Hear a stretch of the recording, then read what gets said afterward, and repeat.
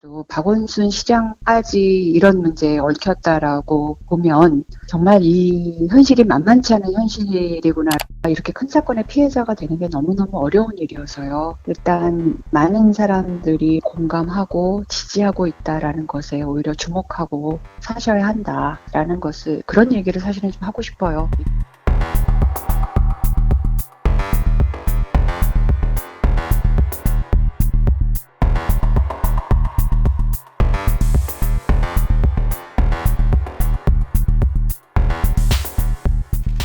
저는 뭐 여성가족부나 아니면 국가인권위원회나 이런 데서도 좀 같이 참여를 할 수 있으면 좋을 것 같고요. 가능하다면 피해자 측을 대변할 수 있는 분도 참여할 수 있다면 하는 것이 좋다고 보여집니다. 이것의 결과가 더 이상 논란이 없을 만큼 공정하고 객관적으로 냉정한 평가가 이루어졌다라는 신뢰를 얻는 게 가장 중요해서요.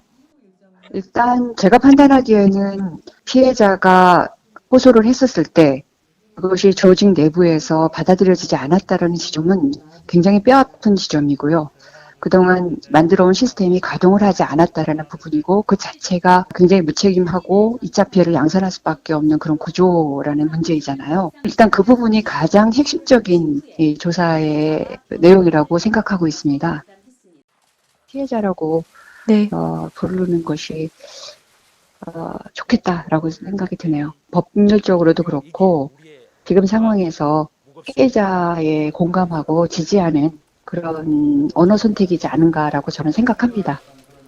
박원순 시장까지 이런 문제에 얽혔다라고 보면 정말 이 현실이 만만치 않은 현실이구나라는 생각은 아마 다 하실 거고, 그래서 이게 단순히 그냥 기존에 하던 방식의 인권교육 이런 거로는 해결되지 않는 문제고요. 우리 사회의 고위공직자들이 어떤 식으로 조직을 운영하고 있는지, 조직 속에서 소통은 어떻게 되고 있는지, 특히 성 문제나 이런 것들에 대한 관점은 어떤지 정말 치열하게 변화를 꾀할 수 있는 노력들을 해야 하고, 본인 스스로도 그런 걸 해야 되는데, 사실 현실에서 만나보면 미투 이후에 오히려 이런 변화의 흐름이나 이런 것들에 대해서 저항하고 편치 않게 여기고 자신에 대한 어떤 공격이나 이런 느낌으로 받아들이면서 교육 같은 경우에서도 굉장히 부정적인 모습을 보이는 사람들을 참 특히 고위공직자 중에서 많이 봤거든요. 이 현실을 저는 냉정하게 진단하면서 여러 가지 차원에서 저는 바꿔 나가야 된다고 생각을 합니다. 이제 최고위층 권력자에 대해서는 사실 신고가 잘 이루어지기가 어렵습니다.